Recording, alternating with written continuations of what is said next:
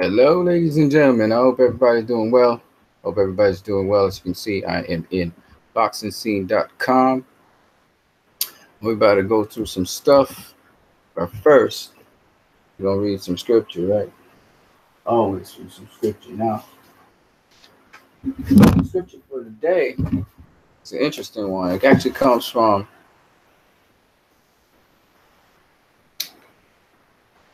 the book of Psalms again. And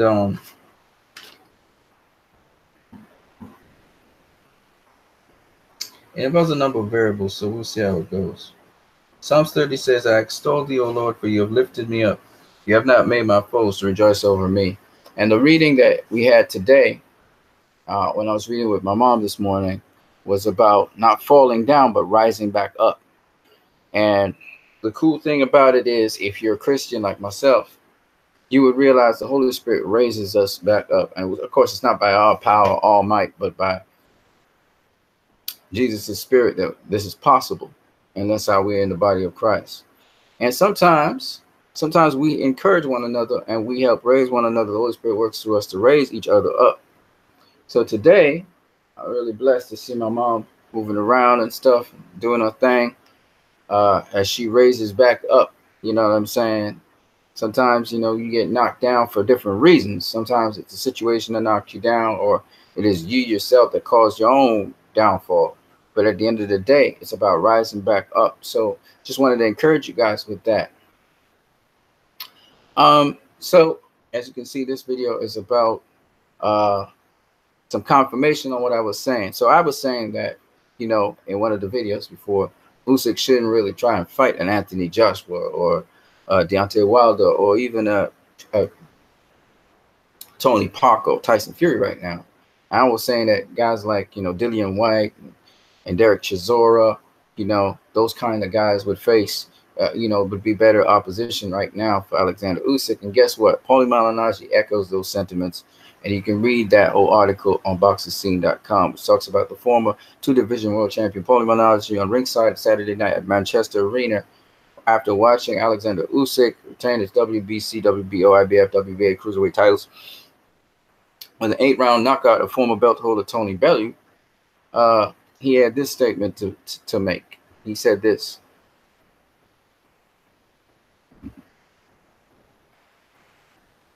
Maliggnaggi would like to see Usyk make his heavyweight debut against someone like a fresh Oquendo or even the winner of next month's rematch between Dillian White and Derek Chisora.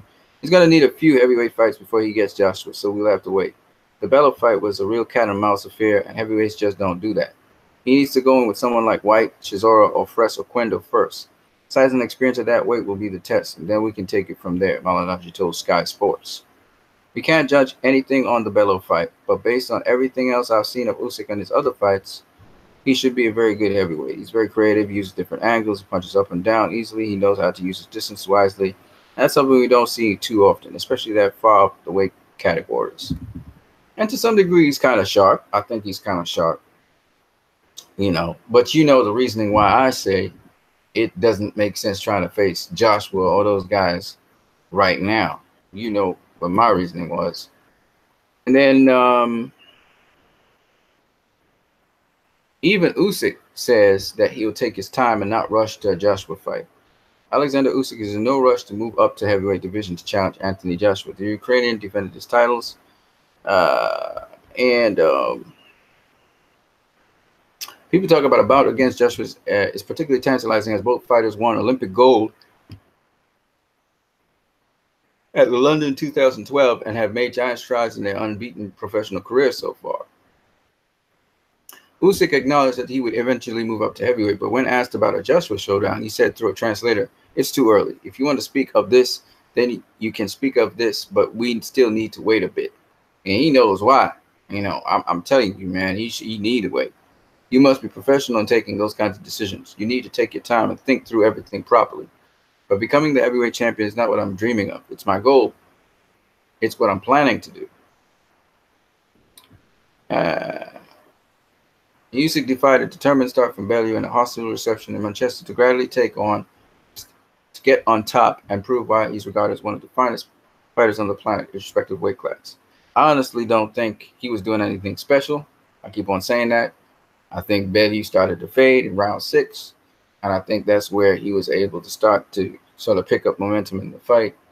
But I honestly don't think he did Bellew anything. I think Bellew was winning most of the exchanges, showing that he was slick and so on. I just think that Bellew ran out of gas. People are saying something Usyk did. That's y'all reaching for straws, man. Y'all reaching for straws.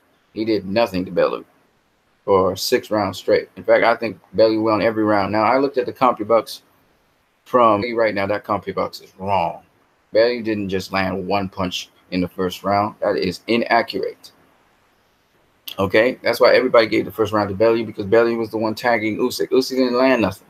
Okay, he closed the show in spectacular fashion. I don't know where these people get their narratives from, but honestly speaking, if Bellew didn't run out of gas, Usyk would have lost that fight. That's just what it is.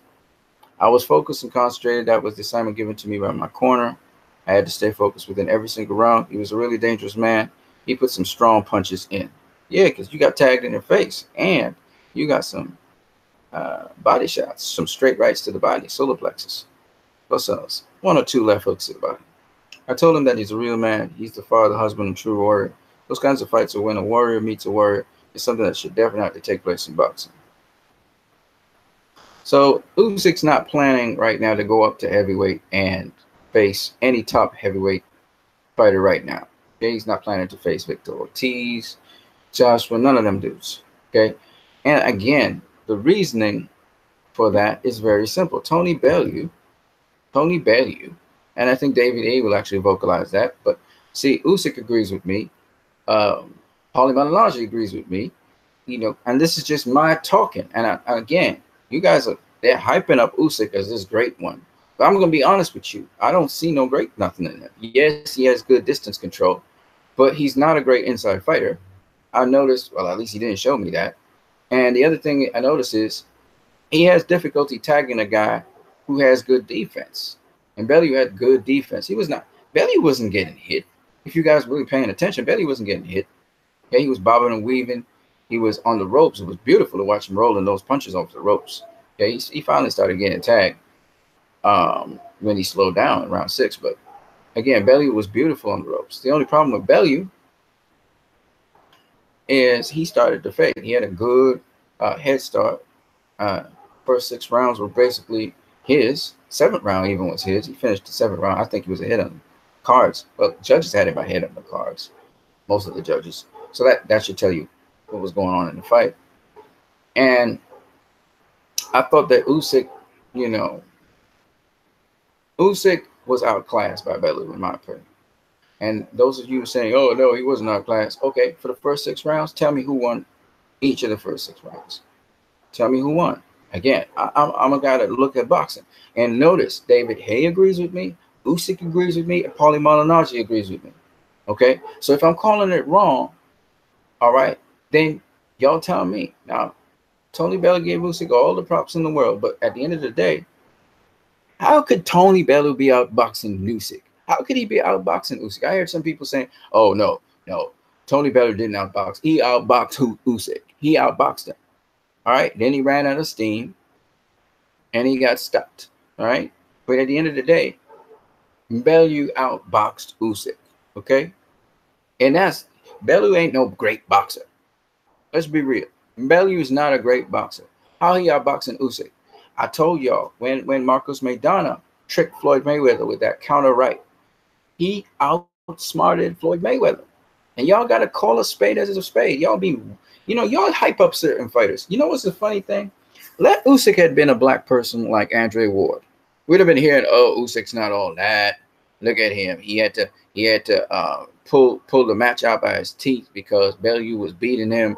If he was black, but he's a white European fighter, so you guys are giving him all the props. Oh, Usyk's the greatest thing. He's a second coming. He's not the second coming. If he was the second coming, then we could pair him up with Anthony Joshua tomorrow, and he beat him. But y'all ain't saying that.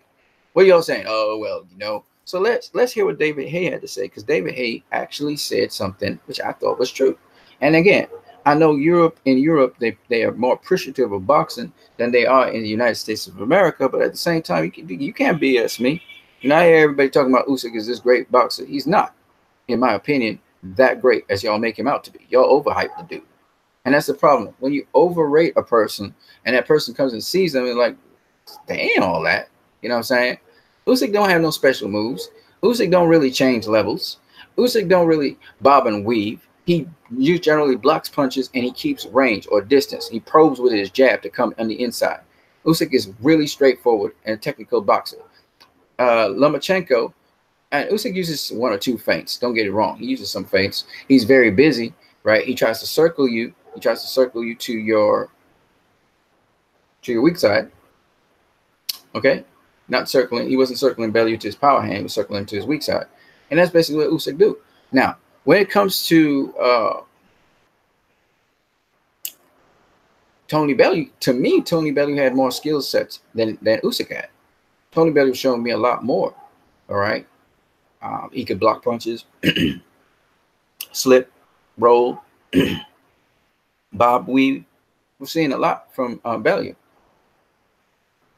Usyk had short punches, straight punches, not too many looping shots, not much body work, mostly hitting Bellew on guards or air. You know, couldn't find his range as he really wanted to.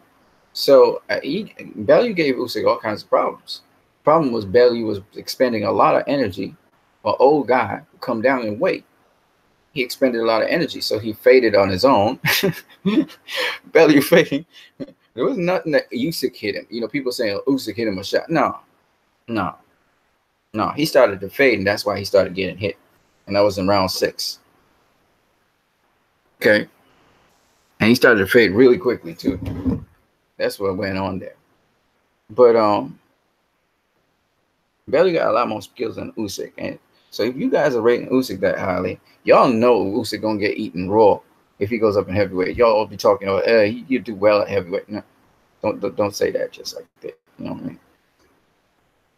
So David Haye said this about Bellew. I'm thinking, I thought he boxed fantastically well. Haye told BoxingScene.com following Bellew's 8th-round knockout defeat. You know, I had him up 1 round going into that round. He got stopped in. So there you go. You know, he was counterpunching well. He was giving Usyk more problems than I've ever seen him have. He just wasn't able to hold his form together. Exactly. He seemed to unravel as the fight went on. Yep. He expended too much energy. Usyk is a great champion. You know, no one was really expecting Bellew to win any of the rounds, let alone completely dominate a large majority. See?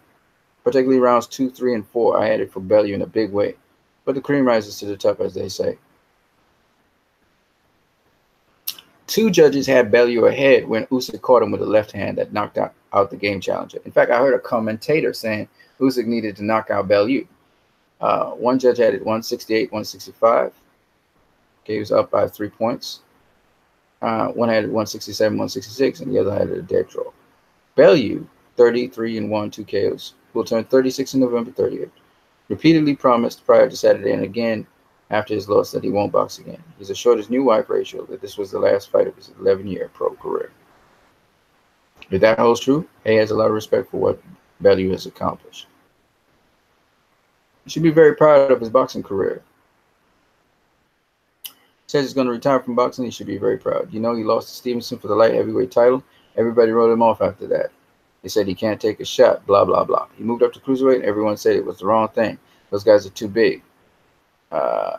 But he won the European title, won the world title, and then he went up to heavyweight and fought one of the big boys, fought myself. He beat me twice, so you have to give the guy the credit. He says, unfortunately, he fell short here against the very best. The guy was in his prime, and that's the one thing nobody's really talking about. Usyk, he's the perfect age for a cruiserweight, 31. He won all his belts. He done everything right in his career so far, Olympic champion. And now he unifies titles coming here, filling out arenas, you know. So Bellew lost a great champion who will go on to be a great champion in the future. Unfortunately, this is not why I pulled this article. It was to show that David Haye was actually saying in an interview, which I'm going to try and find, that he was saying that Usyk shouldn't go, and based on the fact that Bellew is not the greatest heavyweight out there, it was tagging him up. He was saying, I think he shouldn't just go in there and try and face one of those top guys right now. So that was what David Haye said in an interview. I think it was to Fight Hype. Yeah, Tevin Farmer, he's kind of cokey-eyed, man. Anyway, Tevin Farmer, he's gonna face Francisco on the undercard of Canelo versus Rocky Fielding. So good for him. I just wanted to share that news. Tevin Farmer still keeps on fighting. Yeah, he a little cross-eyed. You can see that. um, Again, people talk about Tevin Farmer, how great he is and stuff, and sometimes I don't get it. There's certain fighters I just don't get why people say they're so great like that, and they want them up so high. I think he's an overrated boxer as well. I think if Gervonta Davis faced him, drinking or no drinking, Gervonta Davis is gonna rip him apart. Okay, that's what I think. Um, but he's hyped up, so what can you do? You know, Again, the guy went through a lot. I give him that. Gabe Rosado is another overhyped fighter. But Gabe Rosado, he's got good things, but it's certain defensive skills he doesn't have. But he's fought a lot of people, and he just didn't get his break. So the people are saying Tevin Farmer didn't get his break, just like Erislandy Lara didn't get his break. So I think people side with these boxers, like Demetrius Andre didn't get his break. Demetrius Andre was an outstanding amateur. Don't get me wrong. But when I look at the skill set these guys bring to the table, I mean, though Demetrius Andre did show me some dog when he faced a certain opponent. I can't remember who it was. And he had to fight in the trenches with that guy. It was a no-name guy, actually, and it turned out to be a pretty good fight. But all of these guys, I'm going to be honest with you, I think people overhype them. That's the problem. So they're overrated. It's not, no disrespect, but what has Demetrius Andre actually done at pro level that entitles people to think he can beat Canelo? What has made people think of Tevin Farmer, who's been knocked out and all of that? They say he's Pernod Whitaker, they say he's slick and all of that. I've seen the guy box in the ring, okay? And he a stick-a-move fighter. You understand? He got some skill, don't get me wrong. He do some things, but he'd get knocked out easy, all right? He get knocked out easy. And no disrespect to him, he's a Philly fighter and all that, I get it. And he may have gotten some calls against him. But don't get it twisted. This dude is not going to be able to beat Gervonta Davis. It's just not going to happen. Unless Gervonta turns into Adrian Broner and starts really lapsing. You know what I'm saying? But this guy ain't going to beat Gervonta Davis. I know this already, right? I've seen Gervonta in action. And the problem with Gervonta is he's very, very sharp. So unless Gervonta lapses and really just takes Tevin Farmer for granted or whatever, he's not going to lose to Tevin Farmer. All right, but anyway, I just think certain fighters are overhyped. People talk about Demetrius Andre. Demetrius Andre reminds me of Amir Khan. He shoot punches much more varied, and he got nice length. He uses length and jab and stuff really well. But again, I've seen this guy get dropped. I've seen this guy have to go into the trenches to fight to try and pull out a win in a fight. Demetrius Andre, while he showed me character and stuff, he don't show me that he's a guy who really could face a Canelo. All right. And the problem with it, Canelo got a lot of experience. Canelo can move past the jab. He's done very well against southpaws, knocking them down and stuff. I just don't see how Demetrius Andre beats Canelo. When people said Erislandy Lara beat Canelo, I was like, first 3 rounds, yeah. But after that was all the Canelo show. You know what I mean? Came back somewhere in the higher middle rounds. I think it was 8 or 9. I think it was 9th round. He came back 9th or 10th. But Canelo, it was all Canelo. And to me, again, just looking at boxing, it's not about my favorite fighter or none of that. It's just looking at boxing. I just size up these guys and I figure out I'll go and watch a couple of fights of them. And I realize they're not all that because I know what they're doing. It's the same thing with Alexander Usyk. Y'all overhyping this dude. Give this guy a chance to do what he do. Yeah, he doing well at cruiser, but he ain't really faced nobody at cruiser. You gotta talk about people he really facing when he go up to the heavyweight division. Let's see what he can do at the heavyweight division, right? And since Usyk fights from a distance, he gonna have problems against guys who are much bigger, where you have to fight on the inside. So I haven't seen much inside fighting by him nor Lomachenko. Neither guy really is an inside fighter. They go in and out, in and out, in and out, and stay just outside of range. That's their game. They one-trick pony.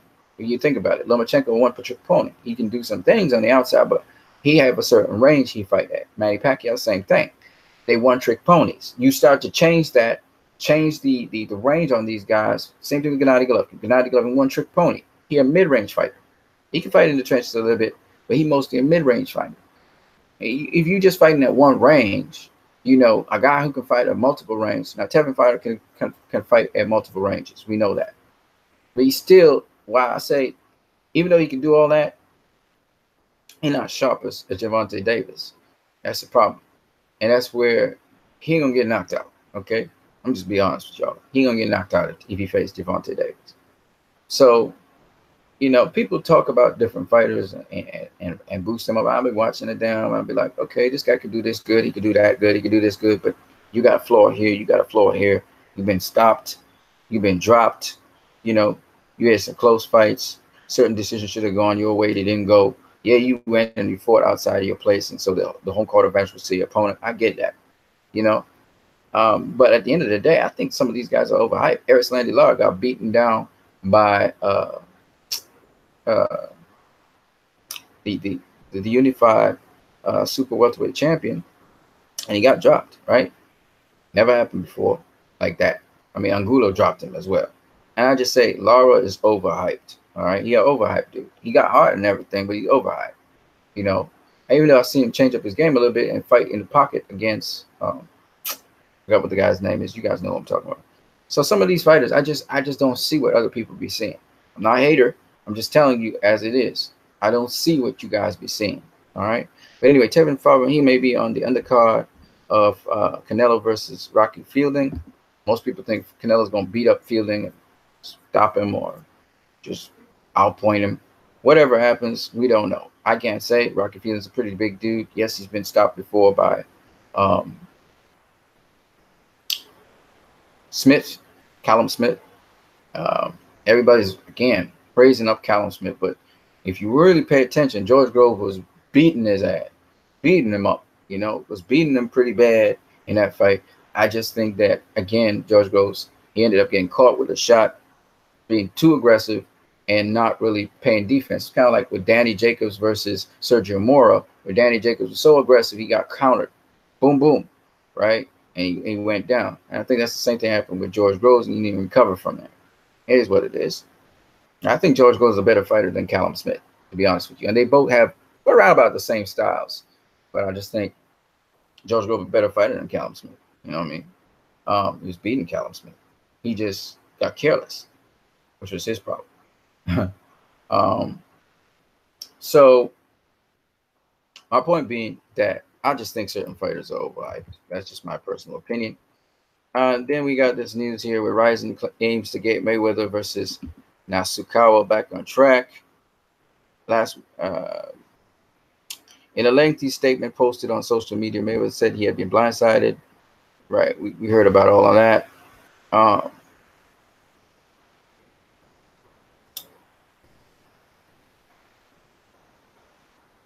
Okay, so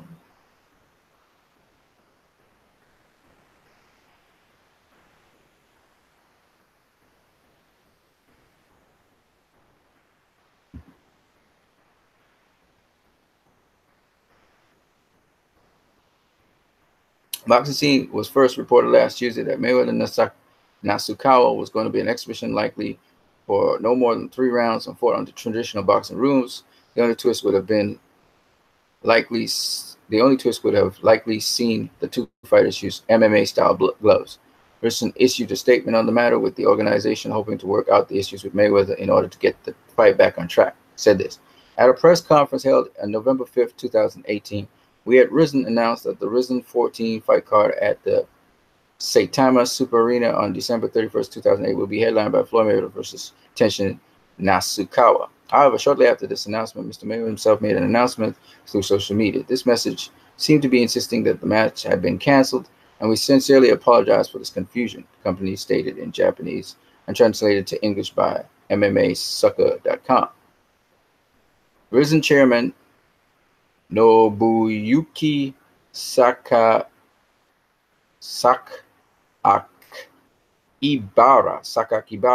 is currently holding discussions towards carrying out the match based on the original contract between our promotion and Mr. Mayweather. This was based on the basic agreement we initially did have with Mr. Mayweather. We hope to have a clear announcement next week. In truth, we would like to make a clear announcement now. Unfortunately, as of writing, we are not in the position to report our current negotiating situation to you all. Thus, the statement will concern our ongoing development. Sadly, we are afraid to inform you all that we will be needing more time. Again, we sincerely apologize for the confusion and concern this has been causing. So I guess they're still trying to smooth the storm with Floyd Mayweather because I guess, I mean, from their perspective, I could see, they probably said, they words to the effect that, okay, this is going to be a really lucrative fight because, it's about money. If it's a lucrative fight, probably was pitched to Mayweather. And, you know, they probably had it so that people would think that, um, this was supposed to be something, at least to Mayweather. Mayweather thought, oh, this is a lucrative fight. It's a one-off deal. It's a lot of money for a 9-round event as exhibition. Yeah, sure, let's do it. But apparently, they were really the reason it was so expensive is because they probably were trying to market their brand, market their fighters, um, you know, get Floyd to kind of bump off their brand globally. People know about Ryzen. Some of Floyd's people in Floyd Mayweather gym fought on Ryzen, but it was mostly from MMA. And I guess they were trying to branch out and get bigger, and so they were kind of paying Floyd to get that. So on their end, this is what they thought they were expecting. Whereas on Floyd's end, it was like, oh, this is a nice one-off deal, sure, and he didn't see that sort of global thing happen. And the reason why I say that I don't think Floyd was going down there to with the expectation that Ryzen had is because he went with we saw a TMT brand behind it. Nobody from Mayweather Promotions was there. No one at all. He didn't seem to have gone in an official capacity. It seemed more informal capacity where he was going down there to do some stuff, get some promotion for Ryzen in the exhibition. Obviously, he would be promoting Ryzen in the exhibition to whoever would have been there or whatever other promotion of Ryzen he would have to do. I think that's mainly what he was thinking because he's been traveling the world doing seminars and that kind of stuff and talking his life and collecting money doing that. So he probably thought it was something like that, an event held like that, where again he kind of showcased his skills a little bit in the ring, because he obviously Mayweather's not trained for anything, so it was kind of weird to hear. And then that was a short space of time to train. You get an announcement in November for December. Then you know what I'm saying. So all of that showed me that it probably was going to be an exhibition bout, and he was just going to be there, show up, and because he showed up, tell his story, do an exhibition so people could see something about himself. I think he thought that was what was going to go down, and apparently that's not the case. Ryzen wanted to sort of expand their horizons, expand their brand, show the world their brand, and so I guess I don't know what they're doing now. I don't even know why they even still thinking of Mayweather versus Nasukawa. I don't think Mayweather's going to go for that right now. He's not. I don't think he's into that. And again, boxing scene did show that this was a 9-round boxing bout with MMA gloves. That's what it was going to be. But apparently, Ryzen was thinking of like an actual fight. So it's unofficial, official fight, something like that. I don't think Floyd is into that. You know what I mean? So Mayweather was like, oh, hell no, this is not. I mean, I'm a retired dude. I'm like, hell no. I'm trying to just collect paychecks right now.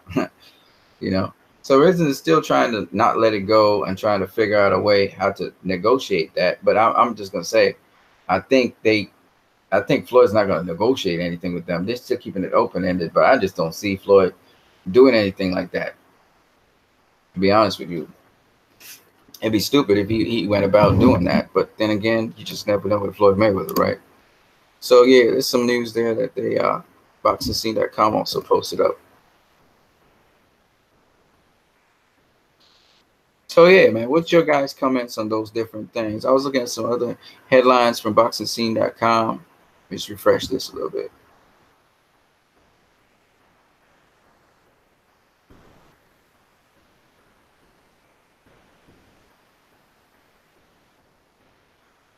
I think Carl Frosch. Yeah, there you go.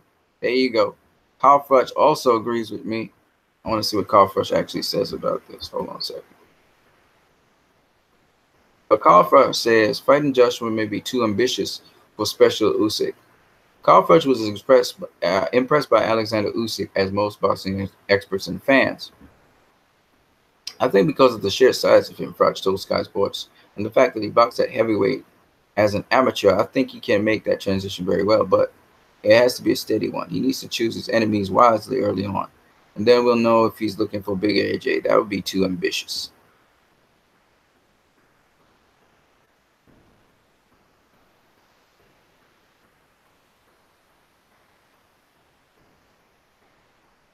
The 6'3" Usyk reiterated after knocking down Tony Bellew on Saturday night in Manchester, England, that he ultimately intends to challenge Joshua for his heavyweight titles.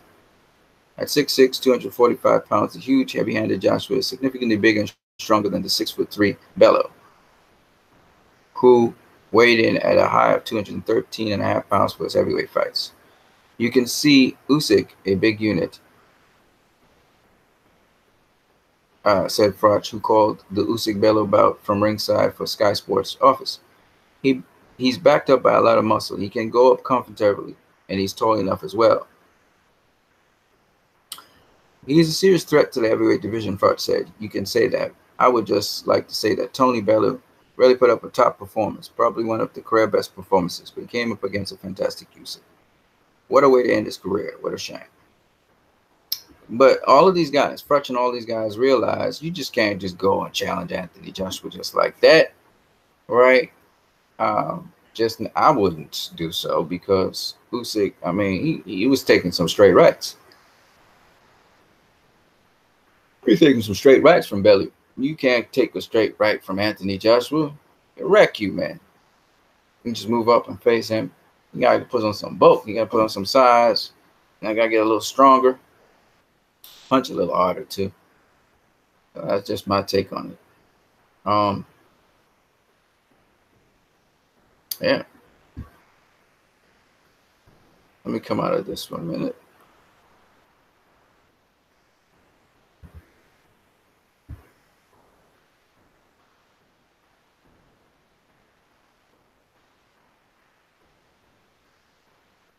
Come out of all this stuff here.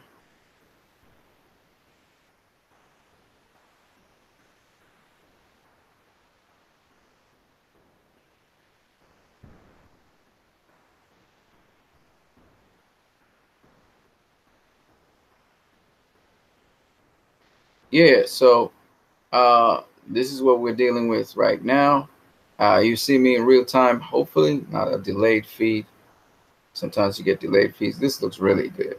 I don't know if it's the lighting or whatever, but this looks real. Here, I don't know what you guys are seeing with me. But if you got any comments, you can leave them in the chat section. I'm obviously in my room. I still don't have a sheet on my bed, but it's all good. Ooh, Tommy Temper, man, you was there. Tommy Temper says, I think Bellew suffered mental fatigue due to the pressure from Usyk. That is possible, even though I doubt it. I know Usyk was pressing him some, but he would keep on coming off the ropes, and then he would circle back to the center of the ring. So I'm not quite sure if that is true. Tommy Temper says, I think Hayes was better at cruiserweight than Usyk. Yes, David Hayes was pretty good at cruiserweight, but he was never, I don't know if he was undisputed cruiserweight champion, you know.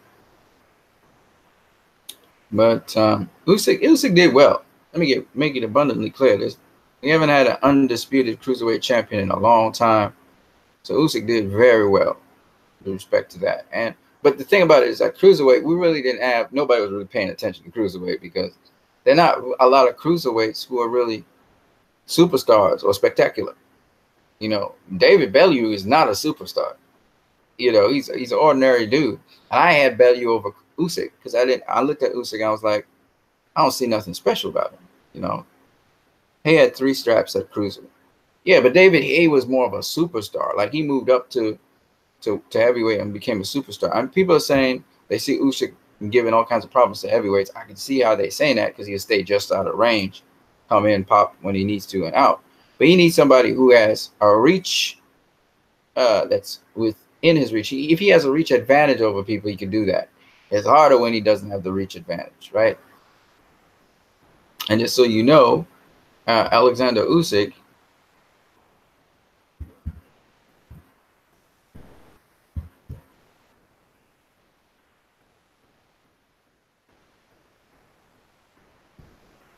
I'll get to him. Other than Usyk, he's got a reach of 70-inch reach, 78-inch reach. Okay, Bellew at a 74-inch reach. So Usyk had a reach advantage on Bellew. They're both the same height. Bellew and Usyk had the same height, but there was a reach advantage Usyk had. Okay, and I'm not going to disrespect Bellew. Bellew did the best he could. But you're right. Bellew was pressured by Usyk, so I could see how you could say that he probably had mental fatigue in that case. Christopher Smith, man, shout out to you, Tony Temper. Usyk can give problems and will probably beat the likes of White, Chisora, and Povetkin. I can't say for Povetkin. Povetkin can land some shots, man. You know, all of these guys can thump. Chisora can thump. You know, Dillian White can thump. And remember, Usyk keeps getting he got popped by Tony Bellew. And Bellew, the difference, this is what White and all these guys were saying. Bellew is a guy who was still respecting distance. He was still fighting Usyk from the outside, right? He come in and out. That's not going to happen with Dillian White. Dillian White going to walk straight through him. You know what I'm saying? He's going to bully him. Chisora is going to use his mass and size to bully him. You know, these are going to bully him down. They're not even studying about punching and stuff.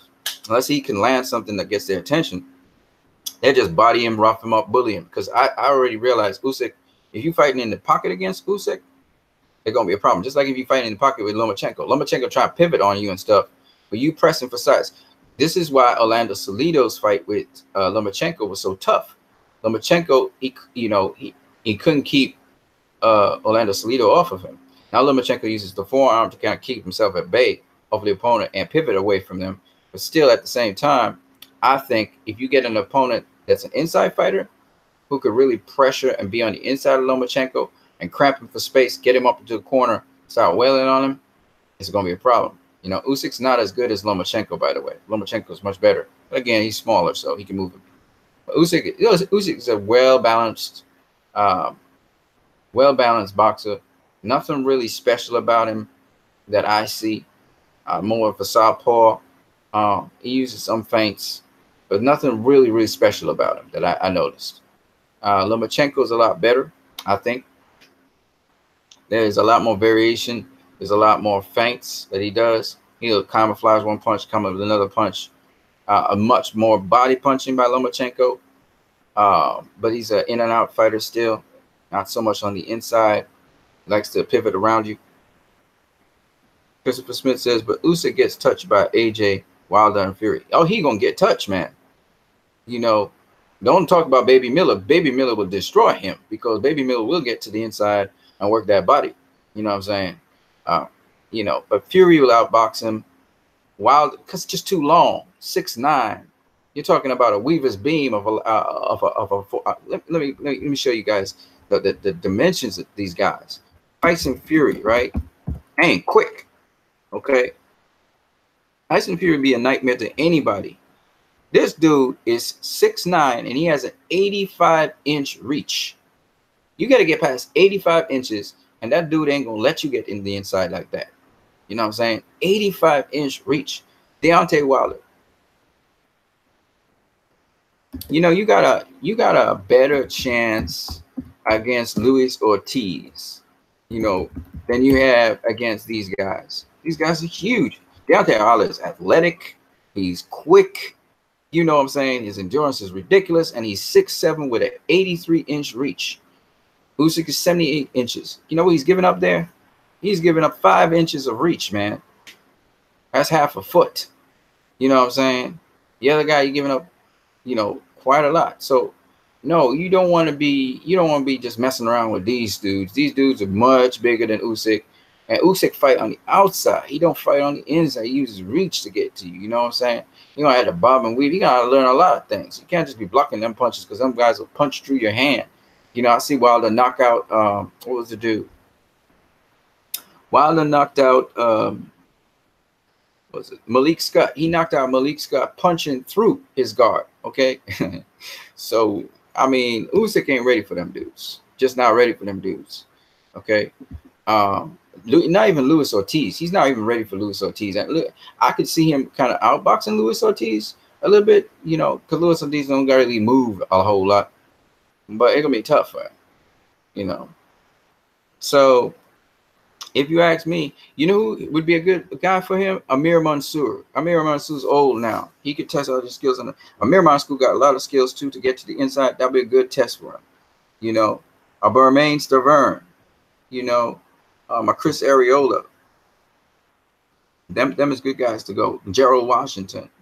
You know, those are good guys he can face. You want to get a really tall guy, probably go against a Dominic Brazil. You know what I mean? Or you know else he could go against? I'm trying to remember the guy's name. I think Bervain Stavern beat him up. That'd be a good guy to go against, and that guy can take a lot of punches too. Chris Areola. You know, those kinds of guys. You want to go against a really tall guy, Ray Austin. You know, those are the guys, you know, let him test the waters with. Get out there. Even a Chisora might be dangerous. You know what I mean? But if you want to really step it up and really fast track, you go, you know, Dillian White or Chisora. You know, Tony Parker, I think, still dangerous. I think Parker is too big and too strong. Unless Parker decided to box him. But if Parker decided to run through him, you know, and just get to him, run through him. He already got some experience with Huey Fury. You know how I go. So that's just my thoughts on it. Tony Temper says, big if. No, it's not a big if at all. Because we saw Tony Bello touch him up. And touch him up, crack him up really nice and good. He got cracked really nice. So if Tony Bello could touch him, these guys are not going to respect him like that. They're going to bully him and rough him up because they feel they're bigger. They're going to bully him and rough him up. So it's not if these guys would touch him, it's when they touch him. And when they touch him, he going to fall. He's strong, but he going to fall. Those ain't going to rough him up. They're not going to box him. And they're going to bully him. Christopher says, Usyk's engine looked crazy the other night. Bellew is well known to have 12-round fight stamina. Yeah. And Usyk had him tired, then pounced on what looked like little difficulty. No, first of all, Usyk didn't have him tired. I think Bellew, you remember, Bellew came down from heavyweight. That's one. Two, Bellew don't got 12-round stamina. Against David Haye, he and David Haye were tired when they were standing in front of each other. And Bellew outworked himself and burned himself out during those first 6 rounds. He was doing really well and burned himself out. And the same thing happened with Adonis Stevenson, you know, where he got knocked out. He was really working hard. Bellew's not used to moving that much in the ring.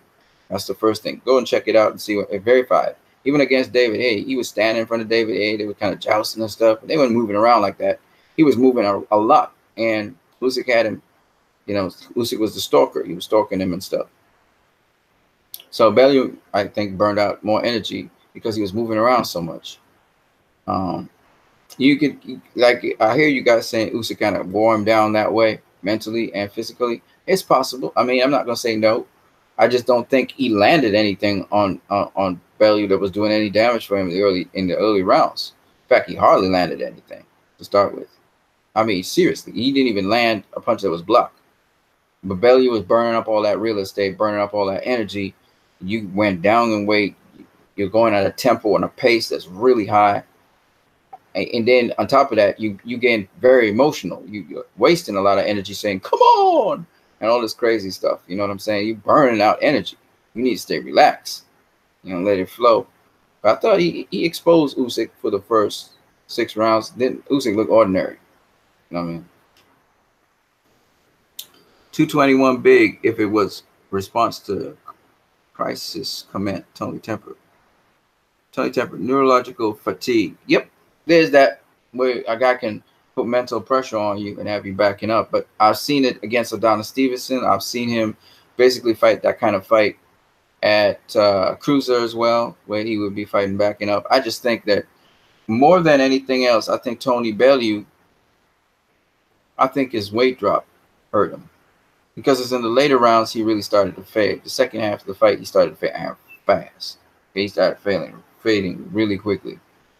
So I think he woke up Usyk some point in the fight. He woke him up when he was really landing those shots on Usyk, and he told him, come on. I think after that, Usyk woke up, and Usyk was like trying to get him. And he was swinging a lot of shots and missing. And Bellew was countering him still. But I think somewhere in the 6th round, Bellew's energy level just dropped. Just dropped. And you can see he was tired. And his coach was pushing him on. I think his coach should have eased up on him. Because when you're under that kind of pressure physiologically, you know, your body is kind of giving up on you. You have to get somebody to push you forward. Yeah. Anyway, man, you guys always fun to talk with. I didn't know you guys were there. And don't you guys have work to do or something? I mean, I'm home. You know, I'm home. I got to be here taking care of my mom. I got to find out what's going on with her. She went out today and she moved around a little bit more than usual. Said she had some pains and stuff. I'm praying that those pains will go away. So, Christopher Smith said Bellew dogged the Welch guy for 12 rounds when they fought at cruiserweight for a few years ago. I don't think weight affected him this time around. Yeah, weight did. He was cruiserweight years ago, a few years ago. He ain't cruiserweight no more. He was a heavyweight. They had to move back down to cruiserweight. People were saying, oh, you look good. It's not how you look. It's how you perform. If you are weight trained, then guess what happens? You look fresh for the first couple of rounds, but the later rounds is when you see fatigue. That's what happened with Miguel Cotto versus Manny Pacquiao, Diego Corrales versus Floyd Mayweather, Eric Morales against Manny Pacquiao. It's the later rounds they fade. Marco Antonio Barrera versus Manny Pacquiao, etc., etc. Right? You fade in the later rounds. And once you start to slow down, the other guy's going to notice that, and if he's got killer instinct, he's going to go in for the kill. He weighed in around 212 against Haye. Yeah, he weighed in around 212 against Haye, but guess what? The upper limit for cruiserweight is 200. You know what I'm saying? And just because he weighed in at 212 doesn't mean he come in the night at 212. You know what I mean? But he went up to heavyweight and back down. Exactly. That's not everybody knows how to lose weight. That's the thing. And with these kinds of sports, you don't want to hurt your body. So actually, when you have to lose weight to make weight, it's really you do that a couple hours before you have to go up on the scale. That's when you try to lose the weight. But with I don't know how he did it. You know who else had a problem and got knocked out because he tried to lose weight?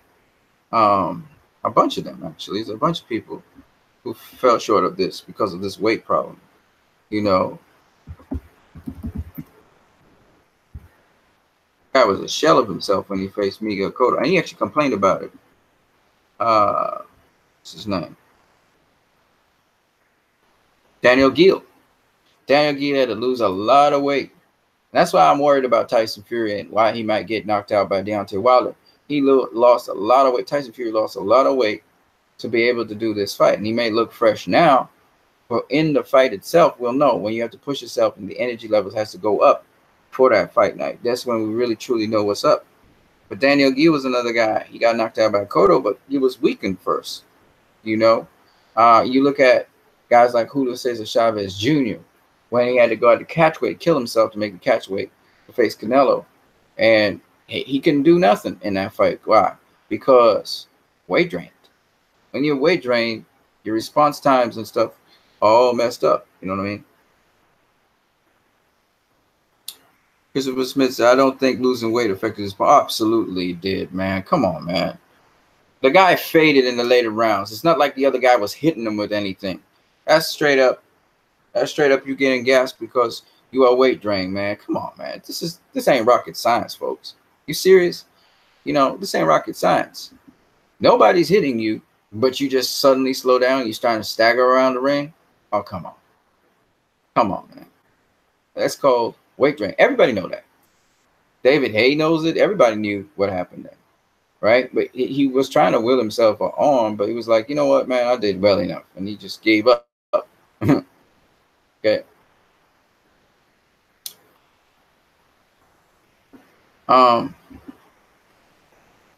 So yeah, like you know, this is boxing, man. I mean, I've told people about a number of different fights where a boxer sometimes they get knocked down or knocked out or whatever. Take for instance George Groves versus Callum Smith. Rose was beating Smith's behind, and he got knocked out. And everybody's praising Smith for that. Smith jumped on the opportunity, but don't get it twisted. He was getting his tail beaten. You know, you think of Mildred Taylor versus Julio Cesar Chavez Jr. Okay, so the fight was called. Mildred Taylor was beating Chavez Jr. He just had to make it to the finish line, and the ref said no. Okay, so you have to understand. People give Chavez Jr. credit for fighting back and all of that, but really, it was on the graces of the ref who called off the fight, and Mildred Taylor didn't win that fight. And that's how you have to look at these things. So a lot of times people talk about, they give sometimes they give the other fighter credit because he pulled off something, that they didn't expect to happen. Right? Andre Berto was being outboxed by Jose Lopez. He was being outboxed by some other guy. Lopez was winning on the cards. Berto caught him. Of course, Berto was working some body shots that started to slow him down. Berto caught him, and people said it was a prayer. Why? Because people had a certain stigma against Berto. But here, when Usyk now, he gets this dude because he slowed down. People are not saying that. I'm just saying. I'm not saying Usyk is a bad boxer. I'm just not impressed by him, though. I'm not saying he's a bad boxer. But I'm just saying everybody's hailing him as the second coming and stuff. But he was being outboxed by Bellew, though. Bellew was ahead on the scorecard. I showed you guys that already. He was ahead on 2 judges' scorecards.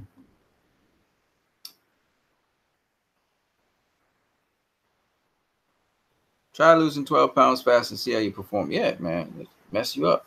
It mess you up. I think Bellew was trying to lose it over time as well, but it still messed him up. And he knows that. But he gave it his all, so kudos to him. And I eat my crow. Alexander Usyk beats him. But clearly, Usyk he didn't just run through him. Didn't do that at all. He got a nice KO, though. I'll give him that. Yeah, so that's basically what I got for boxing news. You guys are real boxing heads. I saw somebody rolled up on my channel, man. It's really funny, and said some guy named Rar, and he said, what did he say? A retard for what we were talking about. Another guy called you Christopher Smith. You'd be calling Tony Temper vapor breath. What's up with that, man? Come on now. Hey, let me tell you something. I prefer vapors than cigarette smoke going up in my insides, man. I'll be real. I know you was just clowning, but still. Yeah. So yeah, what you need here, Anson Phillip. I'm pulling out of there. Thanks a lot, Tommy Temper, for your support, also for my family and stuff. Shout out to both of you guys' families. I hope everything's going well with you. I gotta go check out my mom now. That's what he called you. That's what he called you, Tommy Temper. Yeah. But I'll try and cover some more stuff on boxing. I know you guys love boxing. I'm trying to find the fights with the women fights. Just gotta go find out if my mom's okay, if she's hydrated properly, if she's taking a rest. I don't know what she's doing, so I just want to go check and see what's happening with her. But I want to get the fights with the women so that you guys can see that. Maybe even give you some little clips on Cecilia Backus and those guys. And you know what?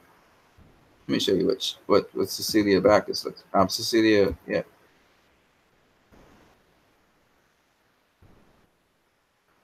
Cecilia Backus look like.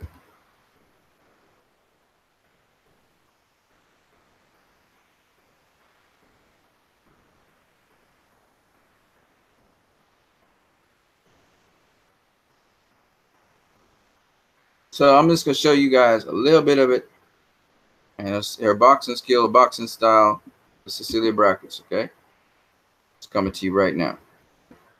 Do a screen share. It's not the clearest in the world. You can always go up on YouTube and actually check it out. So Cecilia Backus versus Cali Reyes. This happened this year, May this year, Cinco de Mayo. It's actually on HBO Boxing.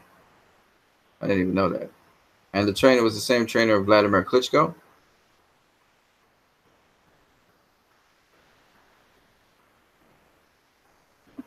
This is Cecilia Backus. She's the undisputed welterweight champion of the world. I don't know if you can see her clearly. You can just type in Cecilia Brackers versus Cali Rez. I just want to show you guys some of these women boxers, man, before I get out of here.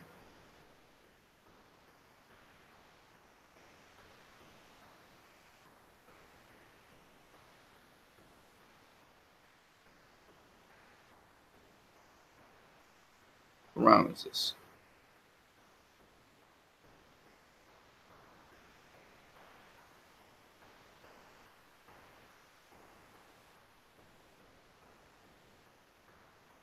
Double jab.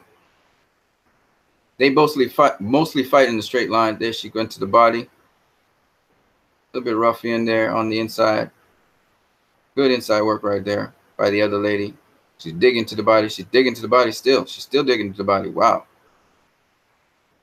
They more scrappy.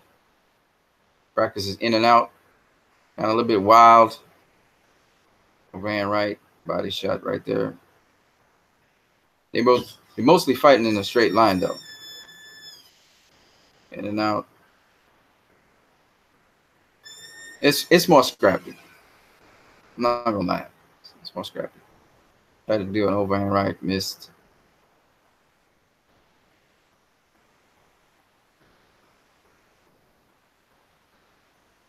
It's kind of scrappy.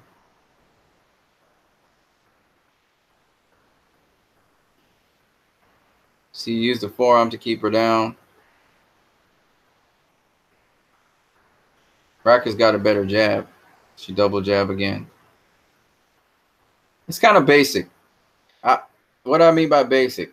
So I don't know if you guys are seeing what I'm seeing. Let me blow it up a little bit. I hope HBO Boxing doesn't flag this. I don't like to show this stuff. But let me show you what I mean by. There's a lot of stuff I really trying to say about basic boxing, right? So let me slow it down a little bit so you can see what I'm talking about when I talk about basic boxing, right? That's way too slow.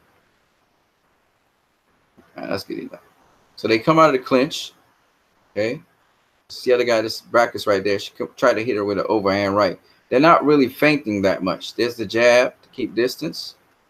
She flashed the jab to blind the other boxer. She flashed the jab again to blind her. See the other boxer, they keep it in this, you know, they're trying to be side on. Oh, nice jab. Double jab, triple jab. It's kind of wild. Like, for instance, she jabbed her. She should have gone to the body, right? There's that nice jab right there, but she went to the head. And she's trying to knock her out or something. She just sets up the overhand right. They're not really feinting or anything. It's basic stuff. They're just going at it. I mean, they just going at it. So watch them here. She feints. There she goes to the body. That's the other boxer. Feints again. Throws the jab. There's a nice straight stiff jab. Because her head's not. Oh wow. She hit her straight right. Catches her left hook. Both of them throw left hooks. It's kind of a little bit straightforward though. No special effects or nothing. They just go straight at each other. There's a straight jab again. She keeps on catching her with the jab. And she keeps on trying to go with an overhand right. I don't know why. But she thinks she can just knock her out just like that. I don't get it. Go to the body. Again, another overhand right.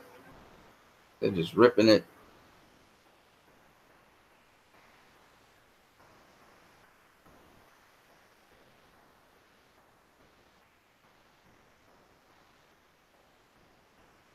Yes, Mom?